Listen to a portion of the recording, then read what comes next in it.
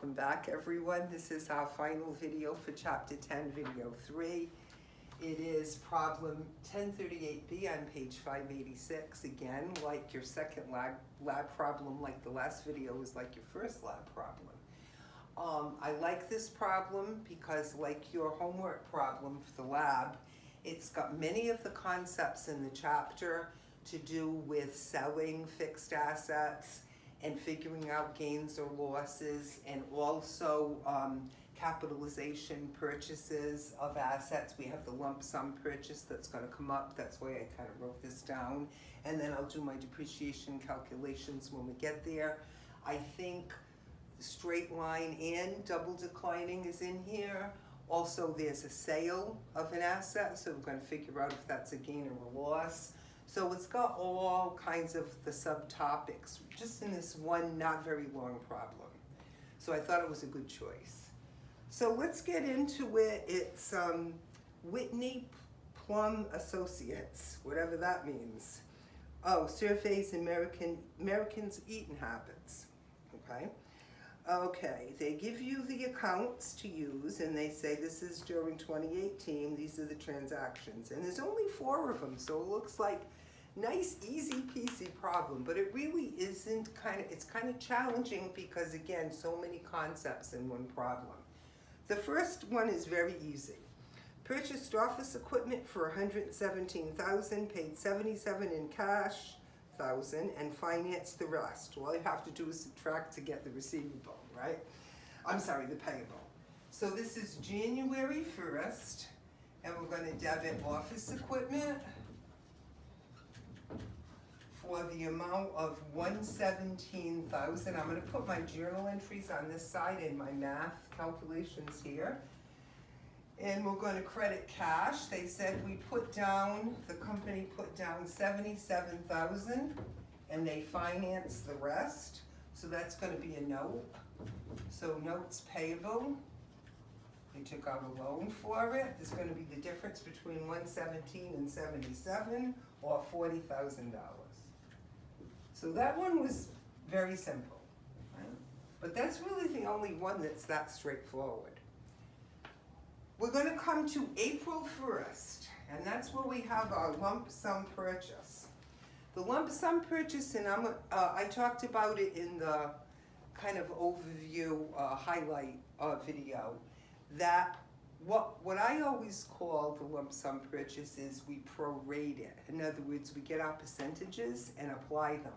They call it the relative market value method. I've really never heard that term before, but it doesn't matter what you call it. It's really easy to do. So what it says is acquired land and communication equipment in a lump sum purchase, and they paid $350,000 in cash. And they had an independent appraised value, which you need to get the fair market value when you do a lump sum purchase, if it's not readily available when you buy it. Because you have to, usually it's a bargain, sometimes called a bargain purchase. You get, the more assets you buy at once, the cheaper you get them for, okay? It's kind of like anything else.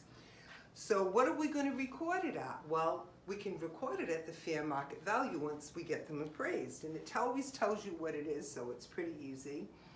The land came in at $275,625 and the equipment $91,875. The only problem is they're not nice round numbers. But what we're going to do is I'm going to put them in the little formula. And I always call this prorating things to see the percentages and then applying it to our own.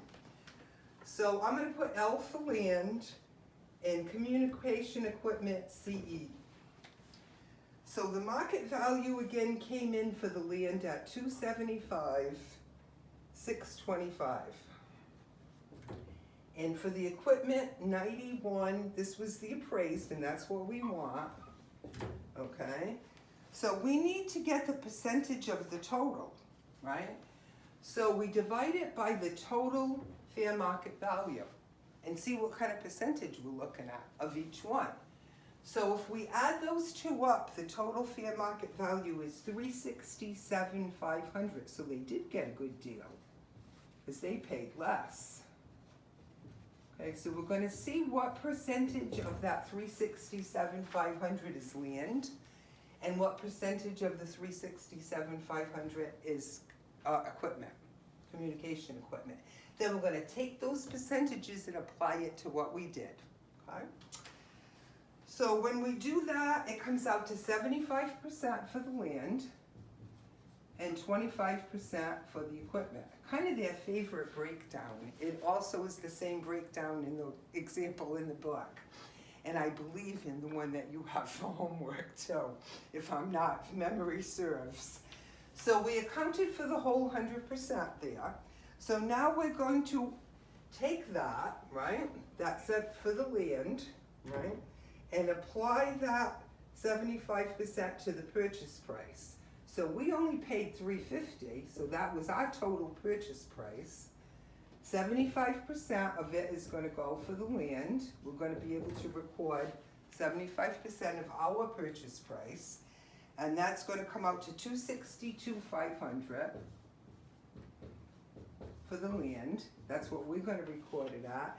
And the equipment, we're going to take the whole $350 that we paid, so we got a pretty good deal, because the fair market value is $367,500, and apply the 25% rate to that.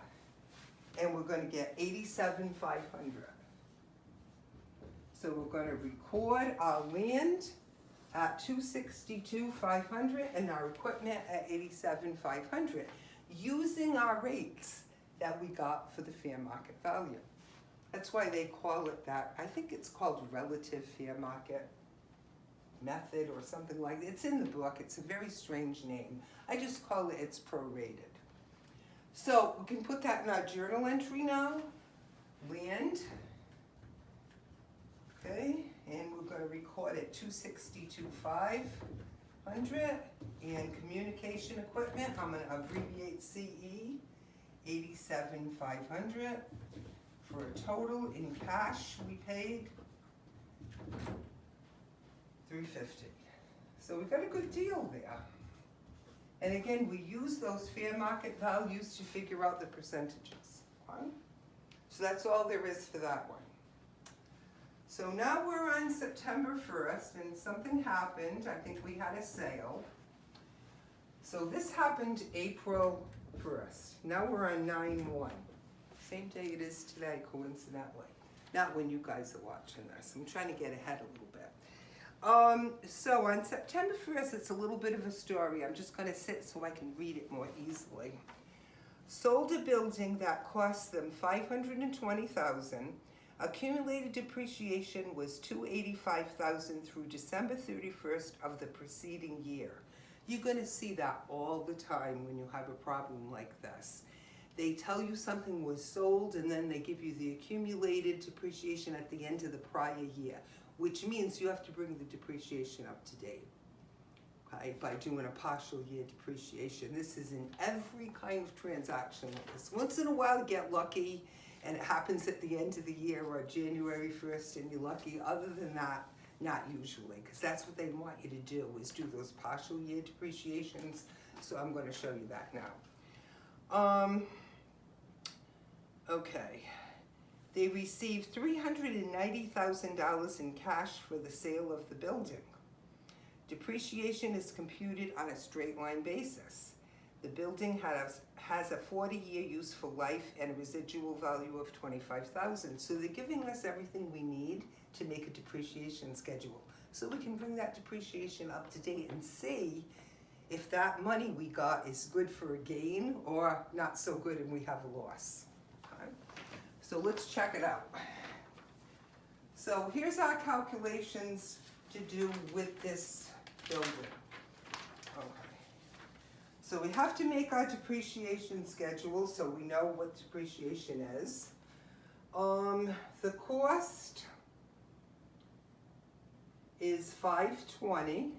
They said straight line, so we're going to use cost minus residual, which comes out to $495, right, is the numerator. Cost minus residual value. Over the useful life in years, that's 40 years. So that's why they told us that, because we need it, okay, to make our schedule. And that would be $12,375 a year. But I wrote 13. $12,375 per year.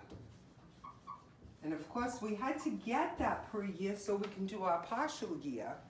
And since 8 months of this year has gone by, because it's September 1st, we can multiply that number for the whole year times 8 over 12 and get our partial year depreciation.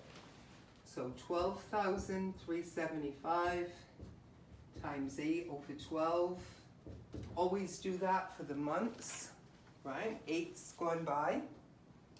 And if you want to know if you need to count a month, well, this one's easy because it's September 1st. You would, of course, count from January to the end of August. But say it happened on from the 1st to the 15th, right? 1st to the 15th, you would count it. But if it happened at the end of the month, you wouldn't. I'll explain more of that in the video. I did explain. I'm doing these a little out of order, I have to confess. When I do video 1 that you'll see first, I'm going to explain about how to count the months easily, okay? This one's super easy because it's September 1st, so it's 8 months that went by. So what we have to do to our accumulated is increase it by that partial year, 8250. Okay, so this is the partial year, right? So we're going to add that to our accumulated and do what's going on with the sale, okay? So, the asset sold for, we're getting $390,000 for this building, I believe it is. Yep, the building. And then we're going to take off the book value, which would be cost.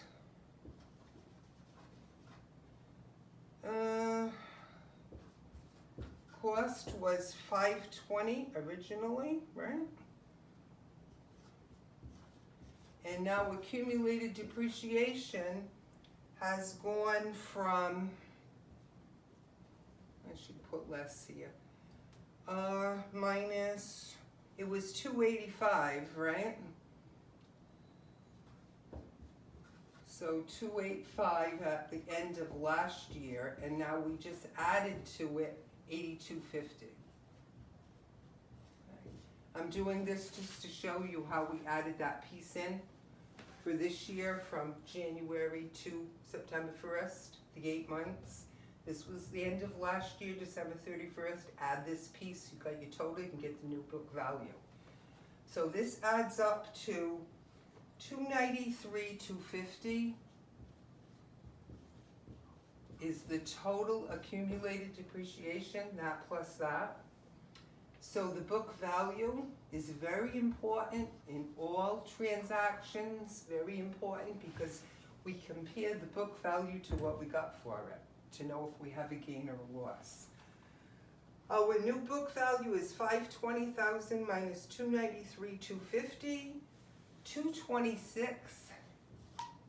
So we did so well, much better than book value. That's all the book value was. September 1st of this year. So we have a gain on the sale.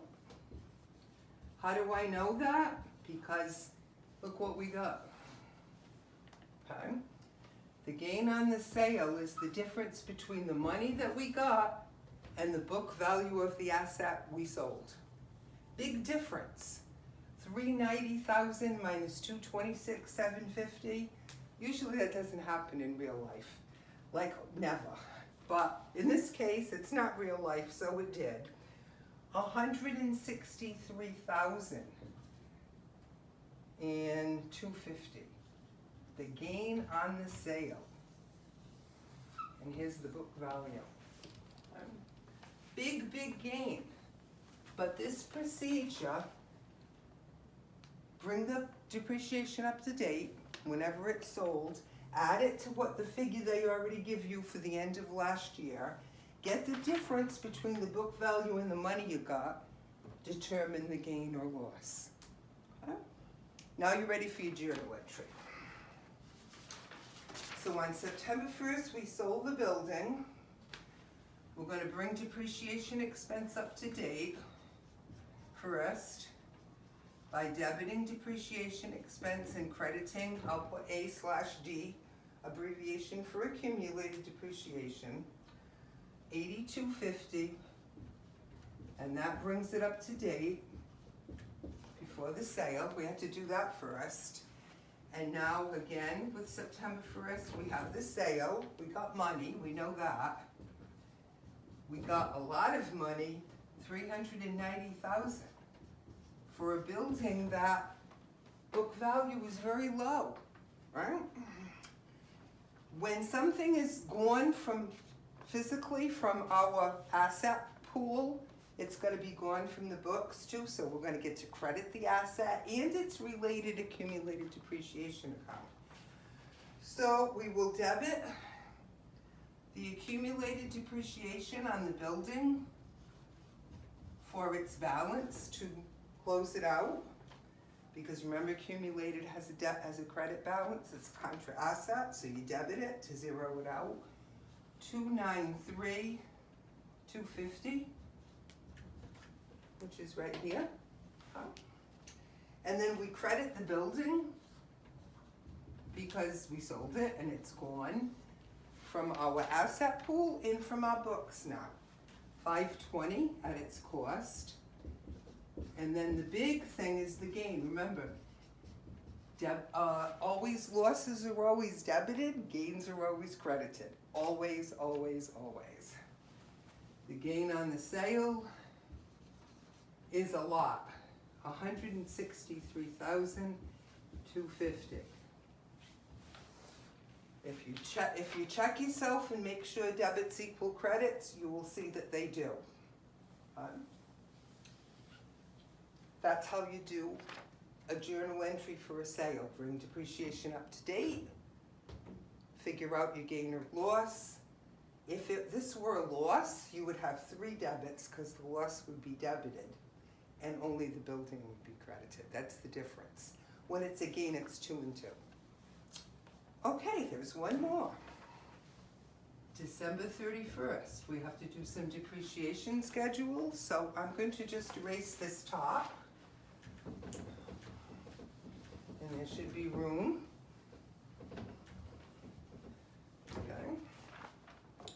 So, on the 31st, recorded depreciation for the communication equipment by straight line, a 5-year life with 0 residual.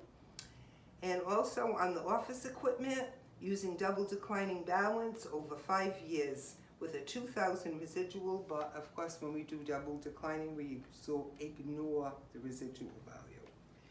So let's do the communication equipment first. How long have we had it? Since April. So it can be depreciated for 9 months, right?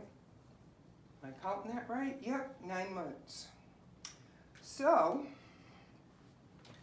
we have no residual. This is the communication equipment. We're going to use straight line. 87,500, no residual, so it's 0. And the useful life in years is 5. So that we put it into the formula. We're using straight line. Cost minus residual over useful life in years. And we have,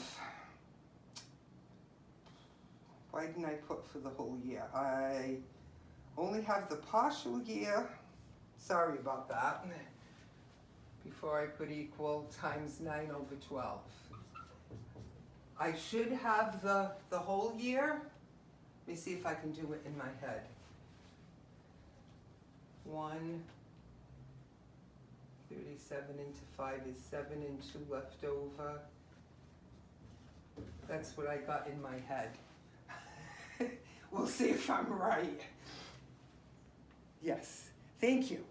My granddaughter said it's right. She double checked me. It's right. Okay, That was very scary for me. Head math is not my strong suit, especially not at this time of night. Okay, so this would be for the whole year, and then times 9/12. So for the 9 months, it would be 82. No, I'm looking at the other problem. Sorry. 13,000. I said 13,000 and I wrote 13. 9/12. Oh boy. 13,125. Okay, so that would be the partial year depreciation for the communication equipment, and I'm also going to do the double declining one for the office equipment, which is the whole year. And we use DDB, office equipment. For year one, we had it since January 1st. That's this, 117. So 117,000 times 2 times the straight line rate, 5 years, so that's 2/5. 1/5 times 2, or 40%.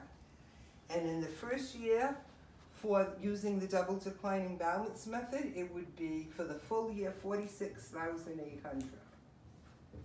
Okay, so this is our full year and our partial year for the 9 months of the communication equipment. We just have to do the journal entry. Okay, it'll be our last one. So let's do the communication equipment first. Depreciation expense, CE, and accumulated depreciation, CE, for communication equipment. I'm getting too messy. 13,125 for our partial 9 months. That's the one we bought right here, April 1st.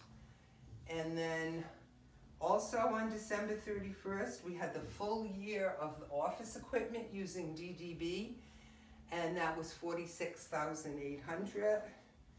So depreciation expense, OE, for office equipment, and accumulated depreciation for office equipment for the full year using double declining balance. This costs a lot, and it's expensive equipment, 117,000.